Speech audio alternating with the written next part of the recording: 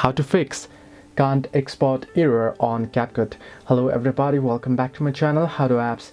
This is me Bipin Basnet, and today I'll guide you on how you can fix can't export your video error on CapCut video editor. Now this error or this issue normally happens when your app isn't quite updated to the latest version. So what you want to do is you want to make sure that your app is updated to the latest version. Now if your app is updated and you're still getting the error, or you aren't getting the update, then what you can do is you can reset the application. Now how do you reset it? Now you can simply scroll down in notification bar, tap on the settings or the gear icon at the top right corner, scroll down here until you find the option that says apps. Under apps, what you want to do is you want to look into CapCut. You want to scroll down and searching for CapCut and tap on it and open it up. Once you open it up, you want to scroll down and head into storage option. Once on storage, what you want to do is you want to tap on clear data option at the bottom of your screen, and there you can see you'll get the option to delete and cancel. You want to simply tap on delete. Now what this does is this will reset the application and remove any glitches and bugs within the app. Once you do so, you want to head back to Play Store